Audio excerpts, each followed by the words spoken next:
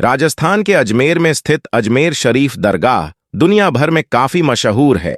विश्व भर से श्रद्धालु यहाँ आते हैं। गरीब नवाज ख्वाजा मोइनुद्दीन हसन चिश्ती की ये दरगाह देश के पवित्र स्थलों में मानी जाती है।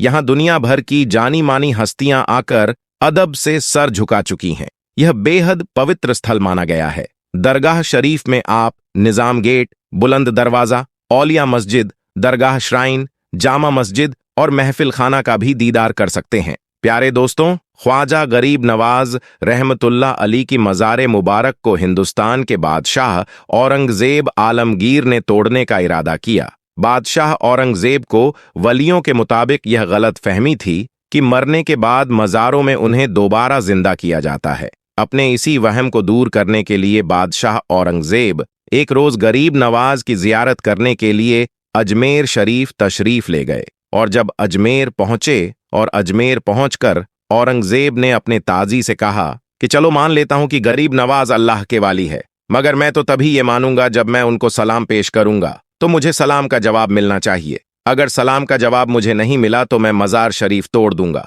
तो औरंगजेब आलमगीर जब मज़ार पर पहुंचे और हाजिरी दी और वहां पर एक अदनाशा शख्स बैठा हुआ था, वह शख्स इंतजार कर रहा था। तो बादशाह औरंगजेब ने उस शख्स से पूछा, ए शख्स, क्या मामला है? तुम यहां पर क्यों बैठे हो और तुम परेशान लग रहे हो? तो उस शख्स ने बादशाह औरंगजेब से फरमाया, हजरत, मैं आपसे नबीना हूं, यानी कि मैं अंधा हूं और काफी अरसे से ख्वाजा गरीब नवाज रहमतुल्लाह अली से दुआ कर रहा हूं कि मेरी आंखों की रोशनी वापस आ जाए, लेकिन कोई फायदा नहीं होता। मैं काफी अरसे से यहाँ हाजिरी देता हूँ और रो रो कर दुआ भी करता हूँ कि अल्लाह ताला अपने इस वली के सदके में मेरी आंखों की रोशनी मुझे वापस कर दे। तो बादशाह औरंगजेब ने उस शख्स से कहा कि मैं मज़ार पर सलाम पेश करने के लिए जा रहा हूँ और जब मैं वापस आऊं और तब तक तेरी आंखों की रोशनी तुझे वापस न मिली तो मैं तलवार से तेरी गर्दन उड़ा दूंगा। इतना सुनना था कि वह अंधा शख्स और भी ज्यादा परेशान हो गया और ज्यादा गमगीन हो गया और वह अंधा शख्स यह सोचने लगा, अब तक तो मेरी आंखों की रोशनी नहीं थी, लेकिन अब मेरे गर्दन की बारी आ गई है। यानी वह अंधा शख्स कहने लगा, अब तक तो मैं मेरी आंखों से परेशान था, लेकिन मेरी आंखों की रोशनी नहीं है, मैं अंधा हूं। लेकिन बादशाह ने जब मेरी गर्दन उड़ाने की बात कही है, यानी अब मेरा बचना बहुत ही ज्यादा मुश्किल नजर आ रहा है। फिर उस अंधे शख्स ने जोर जोर से रो रो कर और तड़प तड़प कर ख्वाजा गरीब नवाज से फरियाद करने लगा। और जब बादशाह औरंगजेब ने ख्वाजा गरीब नवाज को सलाम पेश किया, यानी कि जब बादशाह औरंगजेब मज़ार के पास गए और मज़ार के पास जाकर उन्होंने सलाम अर्ज किया, तो मज़ार में से कोई जवाब नहीं मिला। जब बादशाह औरंगजेब ने एक मर्तबा सलाम पेश किया तो जवाब नहीं मिला। फिर बादशाह औरंगजेब ने दूसरी मर्तबा सलाम पेश किया तो फिर भी जवाब नहीं मिला। लेकिन जब तीसरी मर्तबा बादशाह औरंगजेब ने सलाम किया तो अंदर से आवाज आई, वालेकुम अस्सलाम वरहमतुल्लाहि व बारकातुहू। फिर मज़ार शरीफ से आवाज आती है, ए बादशाह औरंगजेब, दोबारा ऐसी जिद न करना, क्योंकि तुम्हारी जिद की वजह से मैं उस अंधे आदमी की आंखों की रोशनी लेने अर्श इलाही पर गया था और इसी वजह से तुम्हारे सलाम के जवाब देने में देर हो गई। सुभान अल्लाह। ख्वाजा गरीब नवाज की करामात को देखने के बाद बादशाह औरंगजेब रहमतुल्लाह ही ताला अलैहि खुद एक अल्लाह के वली बन गए। तो मेरे प्यारे दोस्तों, यह शान होती है अल्लाह ताला के वलियों की। यानी यह वाक्य होना था कि बादशाह औरंगजेब रहमतुल्लाह ही ताला अलैहि एक बहुत ही बड़े अल्लाह के वली बन गए, जिन्होंने एक किताब लिखी है, फतेहाबाद आलमगीर, जो कि इस्लाम के मुताबिक फतवे देती है, जो इस्लाम के कानून को मानती है, जो इस्लाम के कानून को देखकर बनाया गया है और बड़े बड़े मसले उसी किताब से हल किए जाते हैं।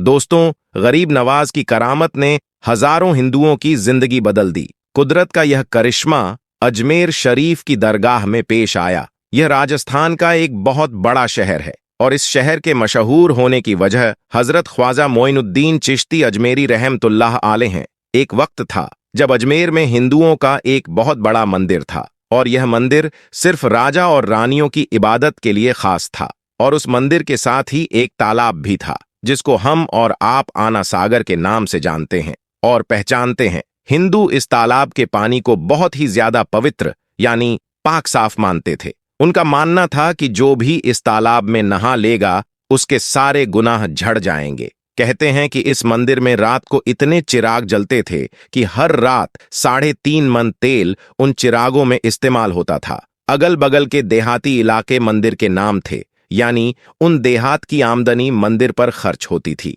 उस मंदिर में हजारों लोग रहते थे जिनका काम आने वालों की सेवा और देखभाल करना था कि कौन सा खुदा बेटा देता है, कौन सा देवता सेहत और तंदुरुस्ती का मालिक है और किस मूर्ति की पूजा से दौलत की बारिश होती है। हजरत ख्वाजा गरीब नवाज रहमतुल्लाह आले उस मंदिर के पास चले गए और आना सागर से कुछ दूरी पर चटाई बिछाकर अपने मुरीदों के साथ बैठ गए और उसी वक्त अजान वक्त हो गया। लिहाजा आप रहमतुल्लाह आले ने हजरत कुतुबुद्दीन बख्तियार काकी रहमतुल्लाह आले से अजान देने को कहा। अजमेर में अल्लाह की वहदानियत और सल्लल्लाहु अलैहि वसल्लम की रिसलत का यह पहला इलम था।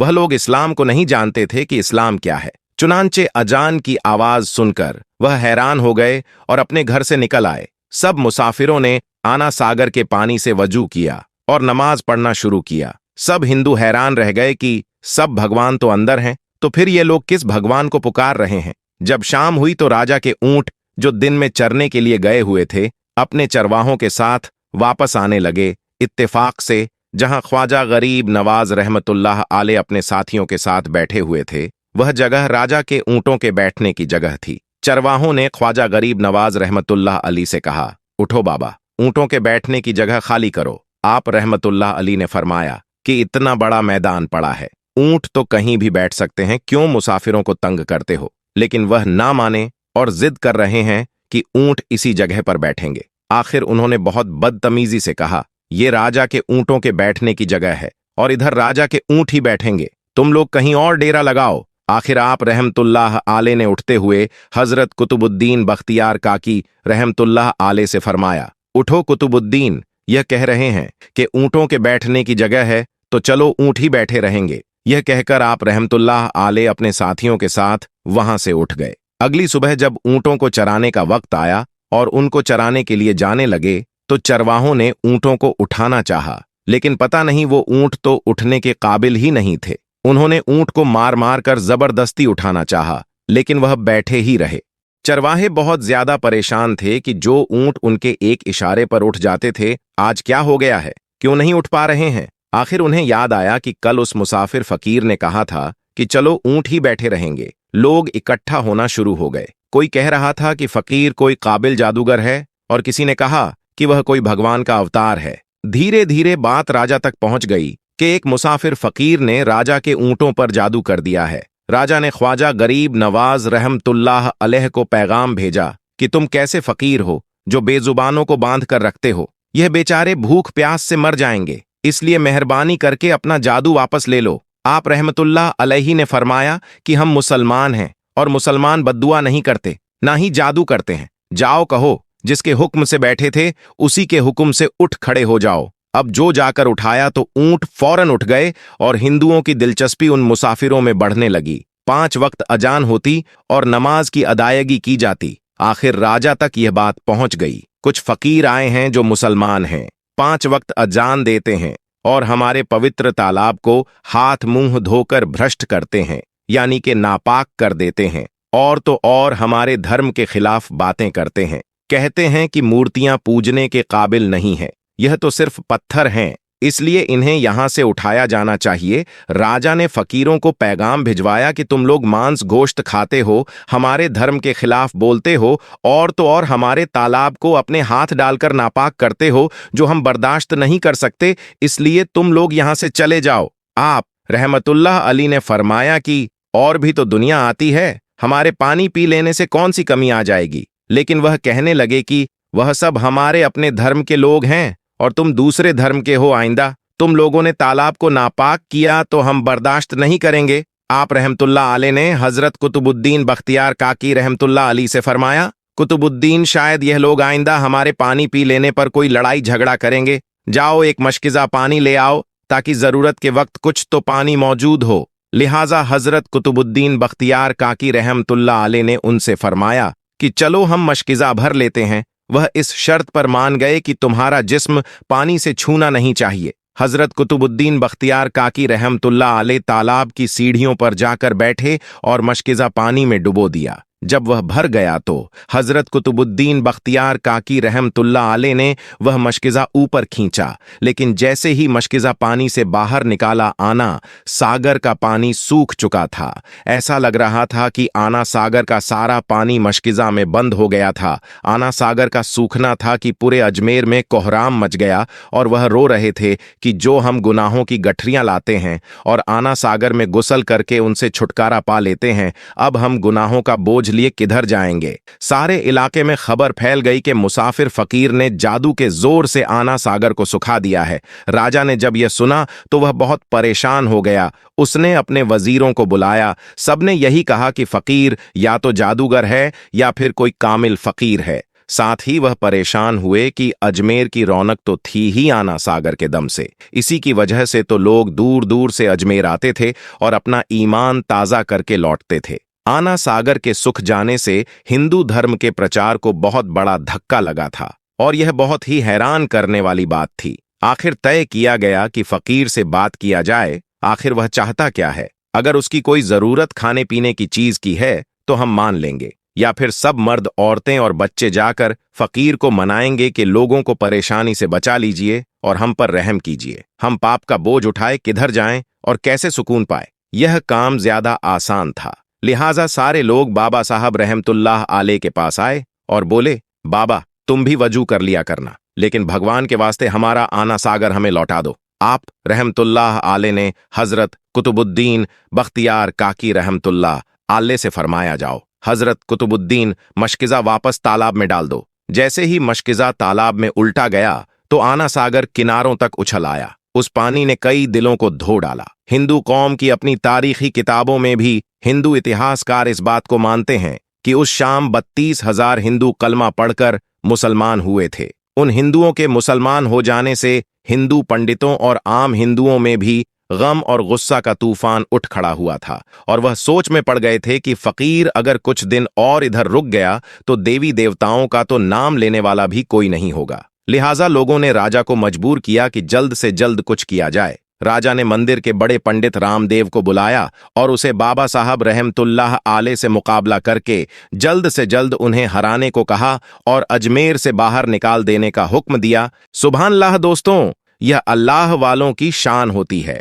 जब वह अल्लाह के हो जाते हैं तो सारी दुनिया उनकी हो जाती है। दोस्तों, हिंदुस्तान में सैलाब की वजह से कई घर, कई मकानात पानी में बह चुके हैं, डूब चुके हैं। इस वीडियो में आप देख सकते हैं पानी जब अजमेर शरीफ में दाखिल हो चुका है। जैसे ही पानी अजमेर शरीफ के बाजारों में पहुंचा तो ख्वाजा गरीब नवाज की ऐसी करामत दिखी कि पानी पीछे की तरफ जाने लगा। यह ख्वाजा गरीब नवाज की बड़ी करामत है जिसने देखने वालों का ईमान ताज़ा कर दिया है। अल्लाह के वालियों की बेशुमार क़यामतें हैं जिन्होंने लोगों की जिंदगियों को बदल दिया। साथ ही दोस्तों, आपकी जानकारी के लिए बता दे, कुतुब उल अक्ताब हजरत ख्वाजा सैयद मोहम्मद बख्तियार अल हुसैनी कुतुबुद्दीन बख्तियार काकी चिश्ती आदेश के एक मुस्लिम सूफी संत और विद्वान थे। वह ख्वाजा मोइनुद्दीन चिश्ती के आध्यात्मिक उत्तराधिकारी और शिष्य थे जिन्होंने भारत उपमहाद्वीप में चिश्ती तरीके की नींव रखी थी। उनसे पूर्व भारत में चिश्ती तरीका अजमेर और नागौर तक ही सीमित था।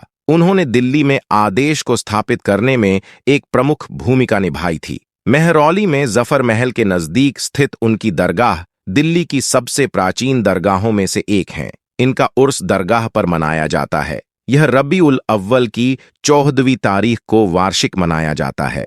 उर्स को दिल्ली के कई शासकों ने उच्च स्तर पर आयोजित किया था, जिनमें कुतुबुद्दीन ऐबक, इल्तुतमिश जिन्होंने उनके लिए गंधक की बावली का निर्माण किया, शेर शाह सूरी जिन्होंने एक भव्य प्रवेश द्वार बनवाया, बहादुर शाह प्रथम जिन्होंने मोती मस्जिद का निर्माण कराया और फर्रुखसियार जिन्होंने एक संगमरमर स्क्रीन और एक मस्जिद जोड़ा शामिल है। सभी धर्म के लोग, हिंदू, मुस्लिम, सिख और ईसाई मकबरे पर जाते हैं और हर गुरुवार को और वार्षिक उर्स मेला के दौरान वहां दुआ मांगते हैं। अब देखा जाए तो अजमेर की सबसे प्रसिद्ध ख्वाजा मोइनुद्दीन चिश्ती दरगाह में इन दिनों चर्चा में बनी हुई है। दरअसल हिंदू संगठन ने दरगाह की जगह मंदिर होने का दावा कर चिश्ती दरगाह के सर्वे की मांग की है। ऐसा दावा है कि जहां पर यह झोपड़ा बना हुआ है वहां पहले संस्कृत विद्यालय और मंदिर हुआ करता था। जिसे तोड़कर अफगान सेनापति मोहम्मद गौरी ने 2.5 दिन का झोंपड़ा बनवाया दिया।